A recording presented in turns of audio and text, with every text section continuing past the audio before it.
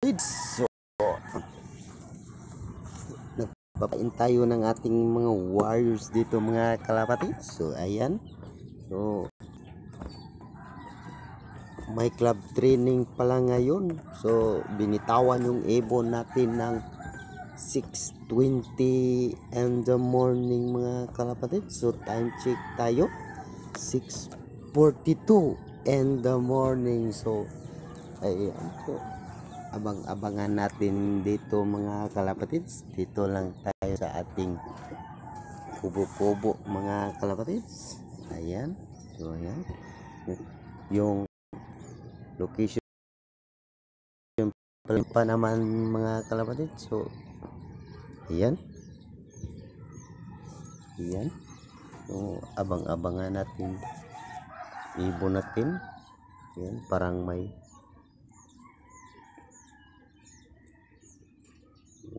may dumaan isa. Baka nag-U-turn lang yan. Ayan.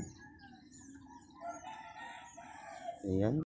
Yung location natin mga kalapatids. Ayan. So, abang-abangan natin yung tatlong warriors pala natin mga kalapatids. Di na kinaya ng budget natin. Tatlo lang yung natin.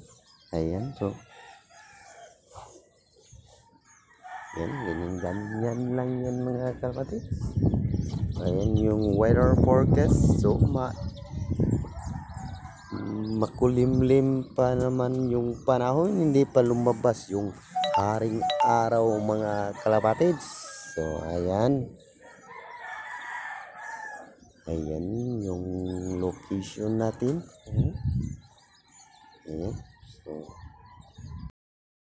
tayo nakaabang mga kalapatids. Ayan. So, ayan. Ayan. Uupo lang tayo mga kalapatids. Ayan.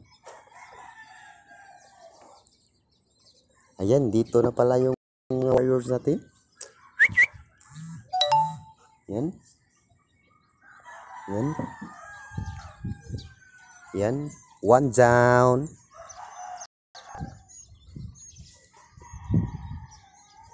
$6.44. Not bad. It's so good. Ayan.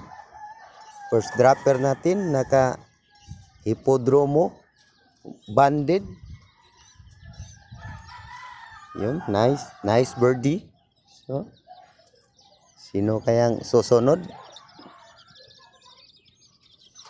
Ayan yung birdie natin mga kalapatids. Ayan yung multi-cab challenge natin mga kalapatids. Dumating na. Ayan. 6:44. So, ayan. So, abang-abangan pa natin yung dalawang warriors mga kalapatids.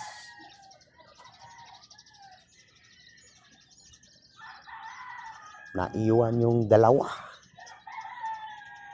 Ayan. Ayan. So, pumasok na sa loft natin mga kalapatids. Ayan. So, fast trapping yung mga ibon natin ngayon mga kalapatids. So, ayan. So, abang-abangan pa natin yung dalawa. Naiwan yung dalawa mga kalapatids. So, nauna pa yung banded natin na multi-cab mga kalapatids. So, dito ko na lang tatapusin